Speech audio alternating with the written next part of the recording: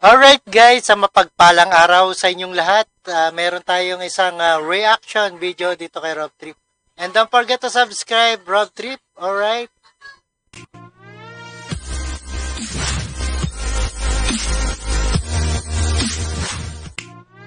Alright guys, sa mapagpalang araw sa inyong lahat, Senator De La Rosa at Senator Go nagbigay ng pahayag kaugnay sa rekomendasyon ng Quadcom na kasuhan sila.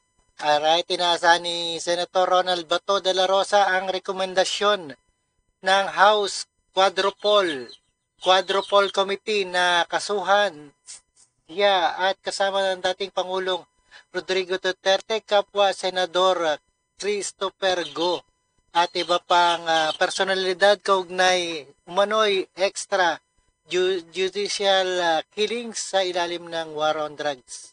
Alright, and further ado, let's do watch. Inaasahan na ni Senator Ronald Bato de la Rosa ang rekomendasyon ng House Quadruple Committee na kasuhan siya kasama sina dating Pangulong Rodrigo. Ayan ang sabi ni Senator Bato de la Rosa dahil malapit na ang eleksyon upang sirain sila at hindi makaupo. Ito. Duterte, kapwa Senador Christopher Bongo at iba pang personalidad kaugnay ng umano'y extrajudicial killing sa ilalim ng anti-drug war. Sa isang panayam kay Senator Bato de la Rosa, sinabi nito na ang hakbang na kasuhan sila ay bahagi ng planong sirain ang mga Duterte kasama ang mga... Ayan, planong sirain ang mga Duterte. Ayan ang sabi ni Senator Bato. Para sa eleksyon, hindi makaupo itong si Sara Duterte. Kaalyado nito. At sila ang magwawagayway na para sila ang mamuno. Alright, alam na alam. Lalo na at malapit na ang halalan. Sa inilabas naman pahayag ni Senator Bongo ay sinabi nitong handa siyang harapin ang kaso. Ayan ang sabi ni Senator Bongo.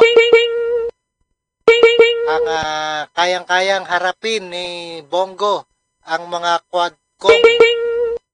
Ayan, alright. Pero dapat ay hayaan ang taong bayan. At hayaan ng taong bayan magdesisyon. Ayan, magiging EDSA People's Power na to, Ang humusga kung naging payapa at maayos ba ang pamamahala ng administrasyon ni dating Pangulong Duterte. Ayan, mga Quadcom, isang mga NPA yan at laban sa government. At sila dapat ang kasuhan. Kabilang issue, tiniyak ni Senator Go na patuloy siyang maglilingkod sa bansa at magsusulong ng mga hakbang para mapabuti ang buhay ng mga Pilipino. Giit ang dalawang senador na naniniwala sila sa sistema ng hudikatura sa Pilipinas kaya... Kaya naniniwala si Senator at Bongo sa hudikatura ng ating lipunan. Silang humarap sa korte ng bansa para linisin ang kanilang pangalan. Ayan, wala naman dungis sila at malinis naman, wala nang dapat linisin pa. Kung kinakailangan. Alright, napakinggan at napanood po natin dito sa ating reaction video dito kay Rob Trip. Alright, see us again sa ating the next one. At don't forget to subscribe this channel, Rob Trip. And happy holiday, peace out sa inyong lahat. Alright, thank you guys.